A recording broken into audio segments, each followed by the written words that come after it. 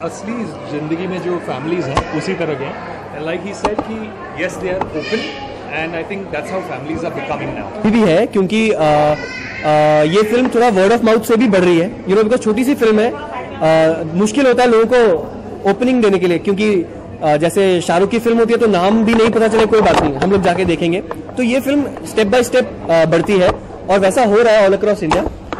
तो हम काफी खुश हैं जो रिस्पॉन्स आ रहा है एंड आशा है कि लोग और सपोर्ट करेंगे हमारी फिल्म को और जाते रहे थिएटर्स में. क्योंकि अगर आप थिएटर नहीं जाएंगे तो ऐसी फिल्में बन नहीं सकती. तो आपका कहना है कि कंटेंट इज किंग.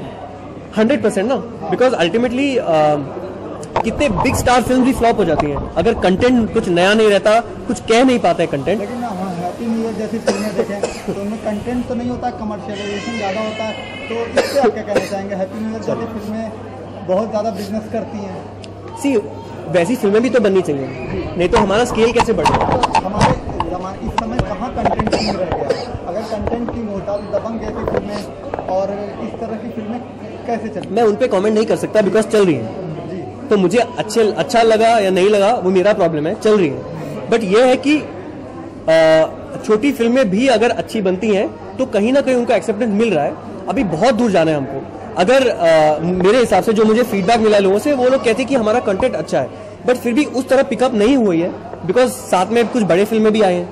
तो जब हमारा सारा जो प्रोसेस है, राइटिंग से लेके प्रोड्यूसर से लेके डायरेक्टर से लेके एक्टर से लेके डिस्ट्रीब्यूटर से लेके ऑडियंस तक, जब सबको इक्वल नजरे से देखना चालू करेंगे तब कंटेंट इज किंग वाला सिनेरियो पूरा फैल जाएगा. अभी कभी कभी होता है, मैं आपकी बात से पूरा सहमत हूं कि कंटेंट इज किंग बोलने के लिए बहुत अच्छा है, बट अभी तक वो हुआ नहीं है. नहीं तो शायद हमारी फिल्म फ्राइडे को ही सुपरहिट हो जाए. जब प्रकाश जी के पास जब कॉन्सेप्ट गया था तो उन्होंने क्या पहला रिएक्शन उनका क्या था? सॉरी मैं हाँ, प्रकाश जी के पास जब कॉन्सेप्ट तो हमें क्या रिएक्शन था उनका? उनका रिएक्शन एक्चुअली रितेश बताएंगे क्योंकि वो उनके पास गए थे.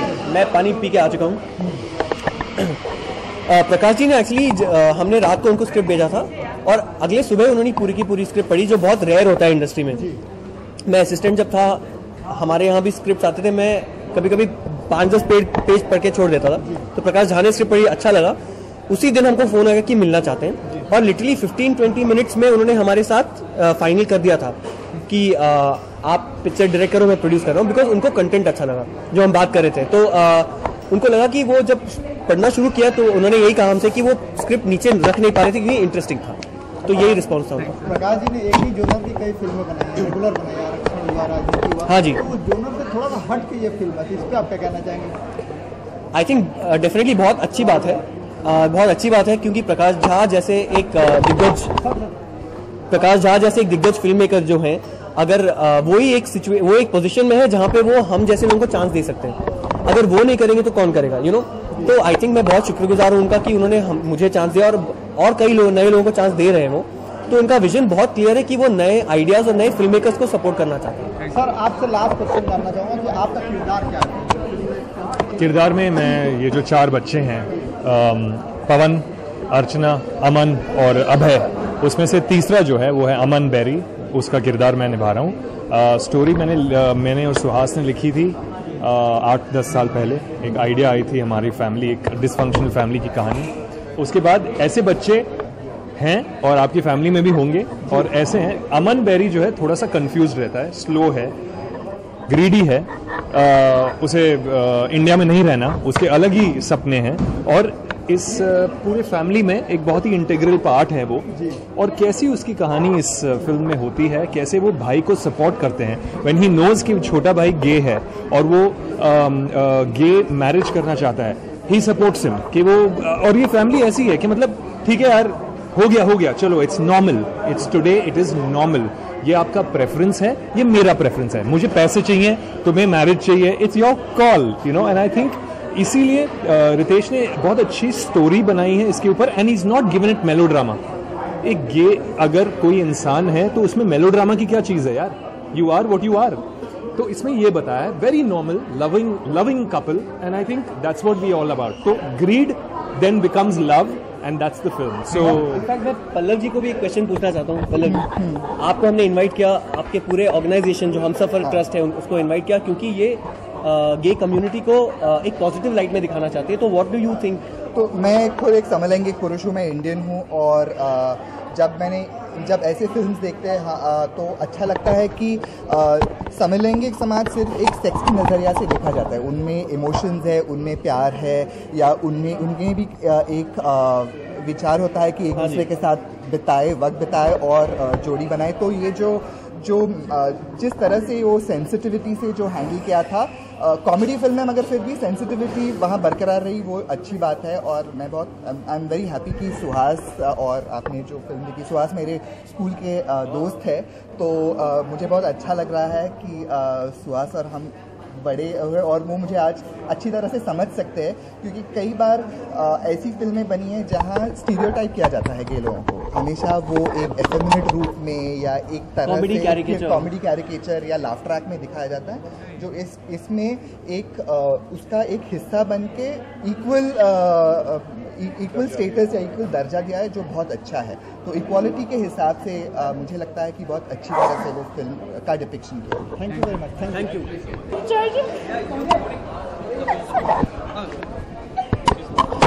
Yeah, she's the blonde girl, okay? And Manu is this guy. और इन्होंने जो है इन्होंने गे कैरेक्टर का ये निभाया इसमें, और इन्होंने ऑब्वियसली अमेरिकन लड़की का. You want to? तो आ जाना.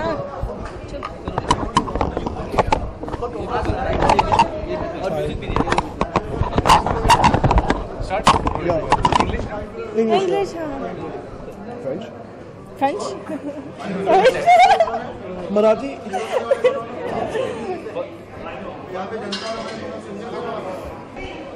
First of all, I want to ask what kind of role you are playing in the movie, and why did you select to play the role? What was so challenging as such? I play Kushal Punjabi's wife, Amin's wife. My character's name is Amy, and she's from America. She's from New York. So she's essentially a Gori, and she comes into this family. She's married Kushal without meeting the family, so this is their first time she meets the family. And her character in the role is very important because she allows people to realize that this family, although they're crazy, they're actually very special. You know, Prakash has made fabulous film during his career as such. But here is a producer, he's not a director.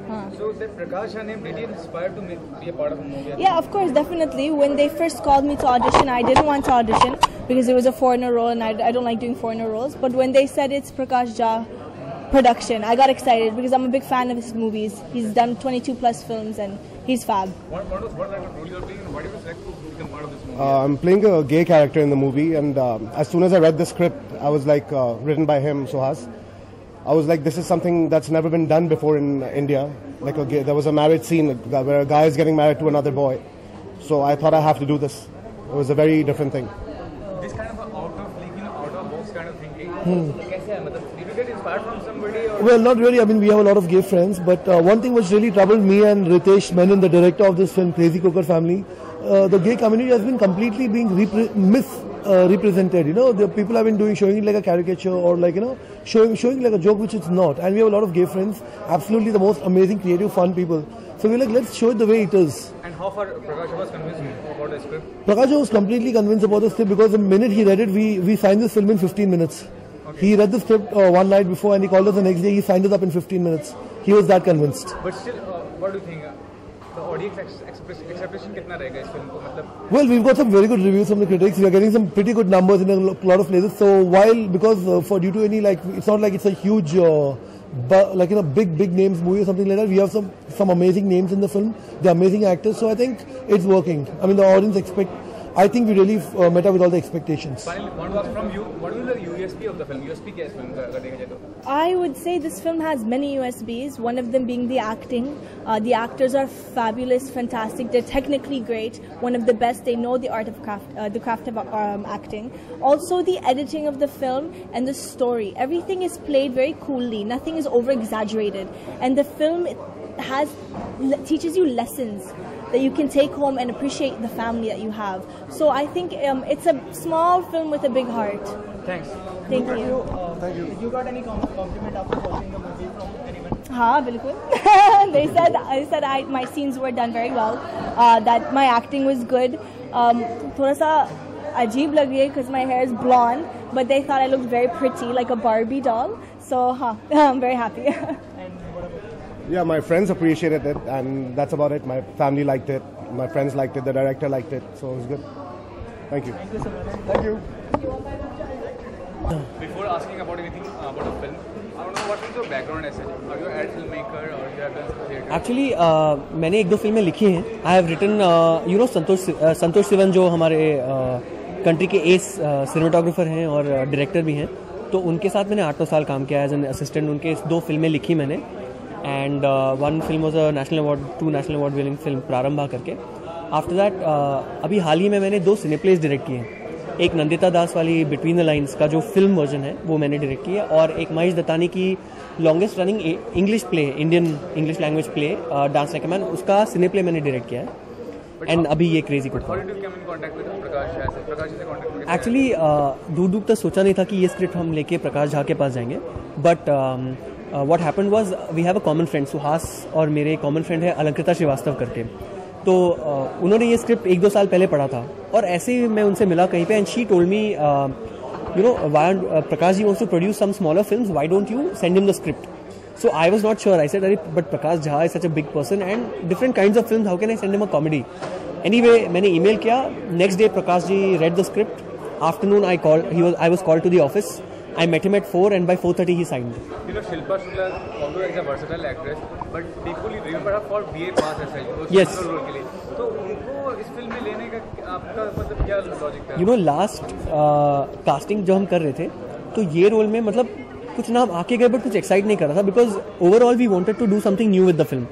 If you look at the entire cast, बहुत ही अतरंगी casting है. Story तो अतरंगी है ही, but casting भी काफ़ी अतरंगी है. So when we were discussing नाम्स इधर उधर, हम लोग सब फेंक रहे थे एक दूसरे को आइडियाज़ के तौर पे. टीम में किसी ने शिल्पा शुक्ला बोल दिया ऐसे ही, and when we heard that name all of us वो 2 मिनट तक सब चुप थे कि कैसा नाम बोल दिया. एंड इमीडिएटली 2 मिनट के बाद सब स्माइल करते कि ये पहले क्यों नहीं सोचा हमने. So immediately we thought it's a very different idea, because Shilpa Shukla is seen as a very intense dark actress. No one sees in comedy, but हमने उनको इमीडिएटली फोन किया, अगले दिन मिले, एंड आई लव्ड हर. उनका एनर्जी सुपर्ब था, you know. So last question, when the film completed and the trial show was done, Prakash का reaction क्या था फिल्म देखने के बाद? कि उन्होंने तो बहुत सपोर्ट किया, because he from the I would say almost final cut जब पहुंच गया था उनको, जब हमने फिल्म दिखाई, साउंड भी फाइनल था, उनको बहुत अच्छी लगी पिक्चर. और जब हमने एक रफ मिक्स किया था फिल्म का, तो ऑलमोस्ट रेडी हो गई थी फिल्म. उनको हमने स्क्रीनिंग के लिए बुलाया मिक्सिंग थिएटर में. वो शो देखने के बाद वो उठे, स्माइल के साथ मुझे बोले, ऐसे कंधे पे हाथ रखा, बोला वेरी गुड, यू नो तुम्हारी फिल्म चलेगी, ऐसे बोल के निकल गए. वो मेरे सबसे बड़ा कॉम्प्लीमेंट था. सो somehow he believed in the film, और उनका भी ऑब्वियसली बहुत कॉन्ट्रीब्यूशन था. एडिट में भी उनकी बहुत सलाह ली हमने. Last question, what kind of film really you want to make? So comedy kind of film you want to make, or any particular genre you want to make, or different kind of film you want to make? मतलब genre specific नहीं, but definitely मेरा ये मानना है कि आज के ज़माने में फिल्म्स को भी सोशल रिस्पॉन्सिबिलिटी लेना ही चाहिए, आई बिलीव. तो I want to make socially relevant positive films. It could be social issue ज़रूरी नहीं है, बट उसका मैसेज पॉजिटिव हमेशा होना चाहिए. I don't believe in negative की सिनेमा दिखाने के लिए आप मर्डर दिखाओ, ये दिखाओ, you know. I don't believe, I feel कि आजकल दुनिया में वो जरूरत नहीं है, वो है बहुत दुनिया में. तो थोड़ा एंटरटेनमेंट एंड पॉजिटिव, एक होप आना चाहिए समझ. Thanks a lot, sir. Thank you.